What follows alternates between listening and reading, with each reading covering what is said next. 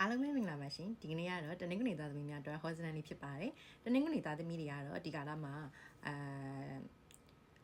ကိုပိုင်ပေါ့နော်ကိုပိုင် own creation နေနဲ့ပတ်သက်ပြီးတော့စူးစမ်းနေတဲ့ပုံစံမျိုးတော့ဆရာမလေးကတော့တွေ့ရတယ်ပေါ့နော်ကိုပိုင် style ရှိတယ်ဒီဇာတာရှင်တွေကကိုပိုင် style ရှိတယ်သူများကိုအဲ့လိုခိုးချရတာမှီခိုရတာသူများကိုအဲ့လိုလိုက်ပြီးတော့လေ့လာရတာချက်ပေါ့နော်ကို talent နဲ့ကိုယ့်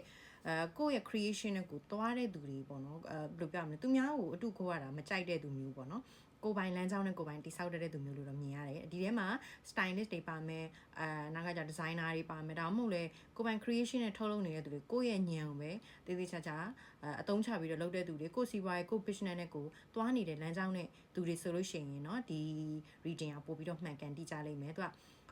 ပြောမှဆိုနောက်တစ်ခါကျတော့ career တွေမှာကိုယ့်ရဲ့လုပ်ငန်းပိုင်းဆိုင်ရာမှာကိုယ့်ရဲ့မိသားစုပိုင်းဆိုင်ရာမှာအိမ်အောင်ဦးစီးသဘောမျိုးဖြစ်နေတဲ့သူတွေပဲတချို့ကျတော့လည်းအိမ်အောင်ဦးစီးဖြစ်နေတယ်တချို့ကျတော့လည်းကိုကတော့အိမ်အောင်ဦးစီးမဟုတ်ဒါပေမဲ့ဒီတအိမ်လုံးရဲ့အိမ်အောင်ဦးစီးပုံစံမျိုးအိမ်အောင်ရဲ့တာဝန်တစ်ခုလုံးကိုယ့်ရဲ့ပခုံးပေါ်မှာထမ်းရွက်ထားရတဲ့သူမျိုးပေါ့နော်ဆရာမလေးမြင်ရတယ်ဒီထဲမှာတော်တော်များများခုနဆရာမလေးပြောလို့ stylist တွေ designer တွေပြီးတဲ့အခါမှာကိုအရန်ခဲလုပ်ပြီးတော့ smart ကြနေတတ်တဲ့သူတွေပါလိမ့်မယ်သူ့မှာသူ့ style ကပေါ့နော်ပြောမယ်ဆိုရင်လူတွေရဲ့အမြင်မှာသူ style တွေကထူးခြားတယ် तू ကဘယ်သူမှမတူဘူးเนาะ तू ကတမူထူးခြားလိုက်တာအဲ့လိုမျိုးပြောရလောက်တဲ့အထိအဲ့လိုမျိုးကိုပိုင်း style ပေါ့เนาะအဲ့လိုမျိုးရှိတဲ့သူပေါ့เนาะပြီးတော့ marketing ပညာလည်းအရန်ကောင်းတယ်စီးပွားရေးနဲ့ပတ်သက်ပြီးတော့ကိုမှသူများနဲ့မတူကွဲပြားတဲ့ strategy တွေနဲ့အတူတူပေါ့เนาะအဲ့လိုဒီကိုရဲ့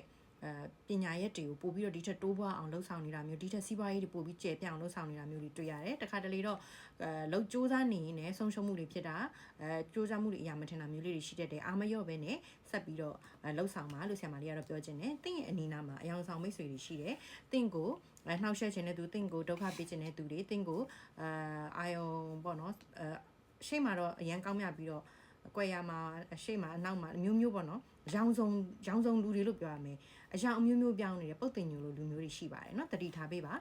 ပြီးတော့တချို့ကဒီကာလမှာစိတ်ရှည်တီးခံခြင်းဟာတင်တို့အတွက်ကောင်းမွန်ဆုံးရလက်ကောင်းတစ်ခုကိုဖန်တီးပေးလိမ့်မယ်လို့ဆရာမလေးကတော့တွေ့ရတယ်အရင်ကသင်ဘလောက်ပဲစောင့်မျှော်ခဲ့ရတဲ့ကိစ္စတွေဖြစ်ဖြစ်အခုဆရာမလေးရဲ့နာမည် hostel ကိုနားထောင်ပြီးတော့တိတ်မကြခင်မှာတင်တို့အတွက်ကံကောင်းမှုစုံတရားကရှစ်ချင်းtransform ဖြစ်ပြီးတော့ပြောင်းလဲမှုတစ်ခုနဲ့အတူတူရောက်ရှိလာမယ်လို့တွေ့ရတယ်အိမ်အောင်ရှင်တွေတာသမီမျှော်လင့်နေရင်တာသမီရတနာရလာခြင်းရှိတယ်လူဦးရေတိုးပွားလာတာလုပ်ငန်းပတ်တနာကောင်းတွေရတာမိသားစုဝင်တိုးပွားလာတာအစရှိသဖြင့်တွေ့ရတယ်ပေါ့နော်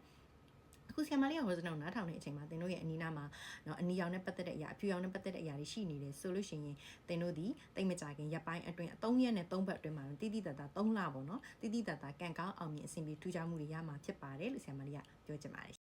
ဆရာမလေးရဲ့ hostel ကတင်နဲ့တိုက်ဆိုင်နေအဆင်ပြေတယ်ဆိုလို့တီးတန့်စစ်စစ်မေးမြန်းခြင်းနဲ့ဆိုရင်တော့ဆရာမလေးရဲ့ messenger မှာတီးတန့်လာရောက်ဆွေးနွေးလို့ရပါတယ်